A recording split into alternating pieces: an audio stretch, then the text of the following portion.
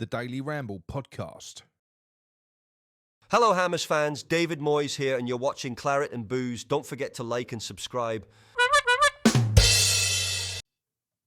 Hello everyone and welcome to Claret and Booze. My name's Nick. It's a Daily Ramble, right? It's going to be a bit of a post-match reaction and a bit of a moan-up as well. Surprise, surprise. Sorry there was no reaction yesterday. We was out having a Claret and Booze jolly. Yes, we were. We met loads of people. We ended up down the Black Line in Plaistow. It was wonderful. Flashback. The last time I was there was with Nigel Khan and everyone else, and we was watching the final. And Nigel Khan turned up as well yesterday. Very briefly. He just popped in. But yeah, it was lovely to see Nigel. I had a good day, all in all. Football was crap, but it is what it is. Yeah, meh. I've kind of lost a bit of interest in it. I had to watch the game back this morning because I didn't really pay too much attention to it. I completely lost interest in the first half, and the second half was just business as usual for Moyes, wasn't it? You know, just sit deep and all that. Don't know whether I said it already, but I'm going to say it again. If you're new to the channel, please subscribe, drop a like on the video, because it does really help us. I'm also going to touch on in a bit, I'm going to have a little bit of a rant, I think. We'll see how it goes. Just about the general loving. Now, look, I haven't got an issue, right? I haven't got an issue with people thanking Moyes for what he's done in the past, but it's like they've completely and utterly... They're forgetting what the massive opportunity that we've thrown away in the second part of this season. And I'm going to illustrate why. I understand being grateful, but I don't get why there isn't more anger, because there should be anger. It's been a waste this season, a complete waste. A forecasted waste by anyone with half a brain could see where this was going, but it's been allowed to play out, and rather than be angry, we're just blowing smoke up his arse. Oh, thanks so much for everything you've given to us, you know. But meanwhile, we've got players who are... You've got Paqueta turning into Fornals. You've got Kudus looking frustrated. You've got youth players like Dan Rigg who look like they're going to be off to Spurs because they're refusing to sign a contract until they know what's happening with the manager. We've got the January transfer window where we were sitting. I'm going to talk about it. Oh, why isn't there more anger? Why are we so accepting as a fan base? When did we become so weak? Because on the whole, it feels a little bit like we're weak as piss. It does. We just accept it. We're just accepting whatever's going to be thrown at us, and we'll probably accept whatever's going to be thrown at us next season as well. Honestly. But anyway, look, I'm going to get to that in a minute. I've already started ranting. Okay. West Ham, Liverpool. Like I said, it was a bit of a non-event. I'm not going to talk about the game too much. Liverpool largely played us off the park whilst not playing well. We created a few chances on the counter-attack, but it was like two teams that had nothing to play for when it wasn't. It was two teams that had everything to play for. It was. Liverpool needed the win. West Ham needed the win. Both teams were crap. Both teams were under par by their standards. Well, not really by our standards, but by Liverpool standards, they was under par. We had quite a few chances as well. Bowen played well. We scored two good goals. But ultimately, Areola I've seen being slagged off for, you know, not being commanding in his box and you know, letting it go. He created 3 or 4 saves. How many times this season has that man got man of the match to win us a game that we didn't deserve to win? Even this season, the games that we've won, we've largely not deserved to win, and we've only won a few of them in 2024. We're almost in May. It's ridiculous. But look, it was crap. We went 1-0 ahead against the run of play. It was against the run of play, although it wasn't like we was being blitzed by a purring Liverpool. They weren't purring. They was sort of creating chances. They hit the post just before half-time, didn't they, Diaz? And yeah, it felt like a non-event. The atmosphere was as flat as a pancake. It reflected the nonsense that they was watching on the pitch, as it will do, you know, as it will do. You sort of heard that on the commentary as well. People saying that was... They're on the verge of being able to hear the players talking to each other on the pitch. That's how quiet it was. It was just crap. It was crap. You know, both teams on the beach. Why? I don't know, you know. But then, look, we get the fortune of going in at 1-0 up. Great goal from Bowen, by the way. Lovely ball in. Short corner. James Ward-Prowse is on the bench. You know, the commentators like to let us know every time we get a set piece. Ooh, James Ward-Prowse is sat on the bench. Didn't matter, did it?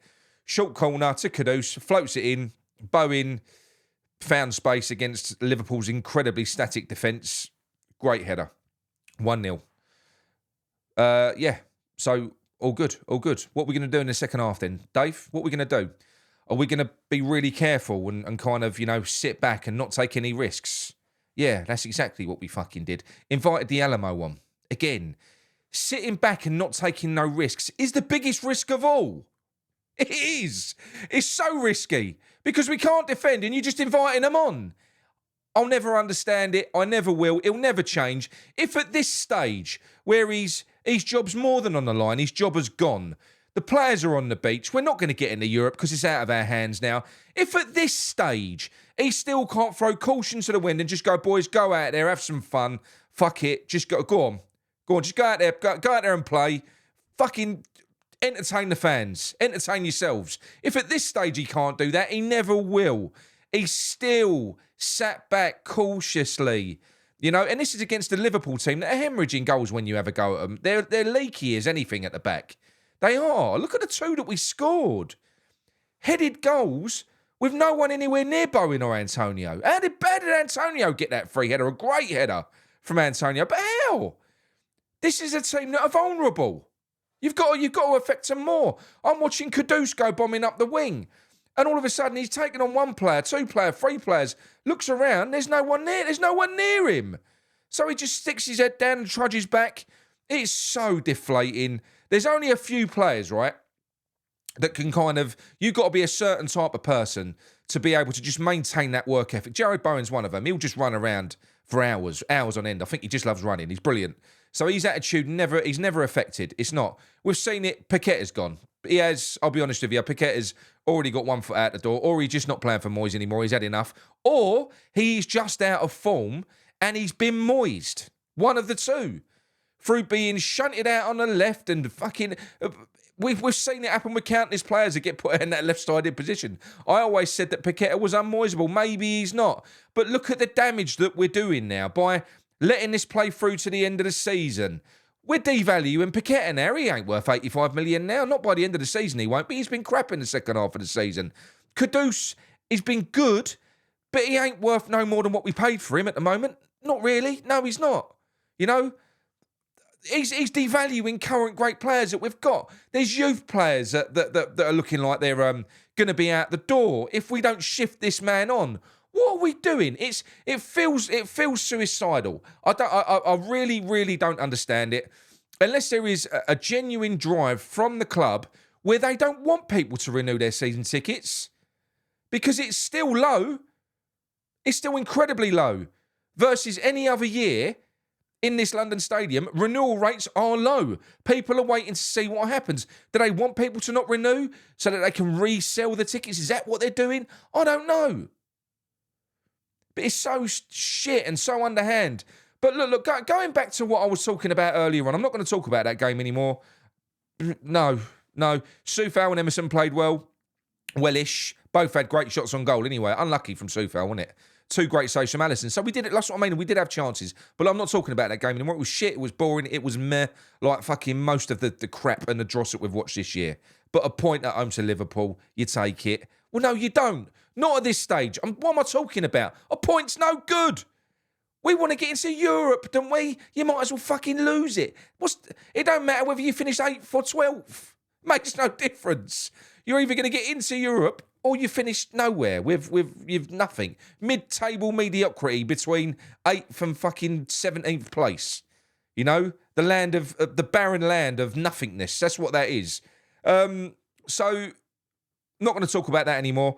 Yes, West Ham fans, media pundits, everyone else. It's this end of the season where we should be fuming at the collapse. It's turned into an ode to David Moyes. I don't understand it. I mean, it all started in it started before the January window because we were lucky last season at the end of the year, around Christmas time. I did a show with stats that proved we were lucky as fuck in the first part of the season. We were top of the stats in terms of chances conceded on our goal. We were around the top, in terms of touches conceded in our box. We were down the bottom for chances created. We were up the top for goalkeepers who get man of the match in fucking games. We've had like the most man of the match performances from our goalkeeper. It was luck. what we'd done in the first part of that season. We hadn't deserved to win any game that we'd won. Not through data or anything else. We hadn't. It's as simple as that. So I said it then. You know, the collapse didn't come as quickly as I predicted. It didn't. But the fact is, results will catch up to performances in the end.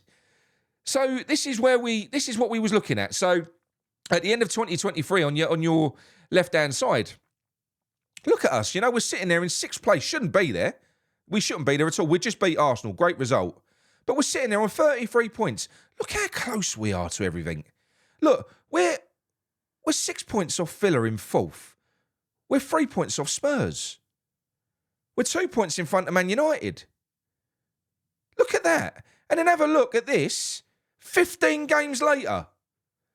15 games later, we've got 16 points. That's relegation. That is literally, we've gone into 2024 after a terrible January transfer window that we needed to strengthen in, but we weakened off the back of Moyes. He's come out and reiterated as such just recently, saying how much he loves a small squad. It ain't a small squad that's a problem. Oh, it's nothing to do with it, Dave, is it? Then what's the reason? What's the reason for this massive drop-off?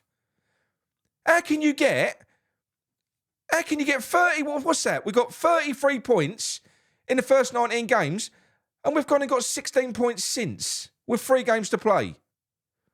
Chelsea and Man City are in amongst that lot, and then we've got Luton. We're probably not going to get enough, because Luton have got everything to play for. We haven't. So we'll probably get done by Luton as well. But look at that. It's absolutely ridiculous, and it was going to come. And it isn't just that. It's not. You know, if you look at the you look at the results. Look, it just looks so bad on paper. This is 2024. Look at the cup exits. Fucking Bristol City. Bristol City in the FA Cup. I mean, it's so embarrassing. This has been so embarrassing. It really has been. You know, the Liverpool one ain't even in there from 2023 in the League Cup, where we kind of sacrificed that one. How can people not be angry with this? And they're going out there now and they're blaming the likes of Paqueta for this. They're blaming Paqueta. No, it's not Paqueta. It's 2-2 against Sheffield United. It's fucking Burnley, drawing with Burnley. Getting beat by Nottingham Forest. Drawing at home to Bournemouth.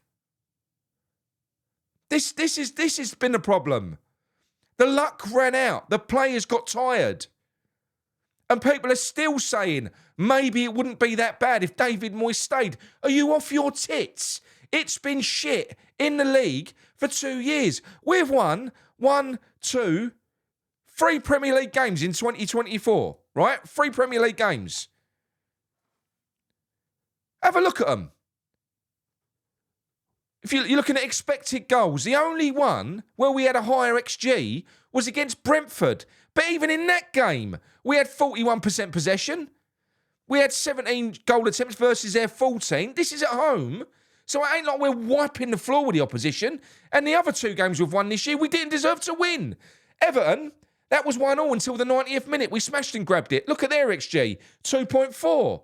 They was blitzing us. Wolves, the wind won the fucking game for us. They had a higher XG, and they had no strikers on the pitch. None. Played us off the pitch in the first half, but O'Neill fucked it by going defensive in the second. It is, honestly, I don't understand how people can't be more frustrated. And all this loving that people are doing, these video montages of Moyes, if you're not careful, they're going to misconstrue it, and they're going to end up giving that bloke a fucking job. They will. If they can't find another manager, we can't go through this again. It's been failing for fucking years. 2 years, to be precise. 2 years. Oh, look, balloons. That's what it's going to be. It's going to be my birthday when Moyes goes. I've got to the stage now where, you know, the next manager talk, we've already started talking about next managers and everything else. I really don't care. You know, I don't want Lopetegui, but even if it was him, I'd take him over Moyes. I would. I don't care. I just want a change in direction. I want to change in direction. I'm going to give you more updates on new managers and even Amorim and Eusebio and people like that. I'm going to talk to you about that. But I'm so desperate for David Moyes to go from this club. I will take anyone. That's what this has done to me personally, is I will take anyone. I'll take Beryl from the canteen. I will. You know, I don't care. I want him gone. I want our youth players to sign long-term contracts to stay with us. I want a manager that's going to integrate the youth players and give them some sort of pathway into the first team. Give them a reason to sign. I want a change in philosophy, a philosophy that works. The big plan this year was for David Moyes to revert back to a style that he said had been found out the year before. Before we bought Scamacca, before we bought Paqueta, when Rob Newman came in, released that statement and said, we're going on to a more possession-based game now because the low block has been found out. We can't play that way anymore. We've got to change the way we play. Well, the big plan this year was to revert back to what he said got found out. That's how fucking genius this bloke is. And he went more defensive with better players. He's got Paqueta playing like fucking Charlie Adams. It's no wonder he looks shit. He ain't that player. He's not. He's not. So, no, yeah, Paqueta has been shit. We might as well sell him. You might as well sell him. Because we're not getting the best out of him. We're not getting the best out of any of them. It's boring. Just fucking... I'm fed up watching it. It's done. I want it over and done with. Watching it it's just soul sucking. I'm fed up with it. But please, pull your tongue out of Moyes' arsehole. Thank him when he's gone. When he's gone, and it's announced that David Moyes is leaving, if you want to thank him then. It's like an ode to this fucking king. What are you talking about? Look at the results. Look at the way we played for 2 years. The only saving grace was a European competition where we're playing League 2 level opponents until we got to the final. That's the only thing for 2 years. So look, anyway, that's it from me. I'm done. I've had to get it out of my system. Stop kissing his arse. See you later. Come on, you irons.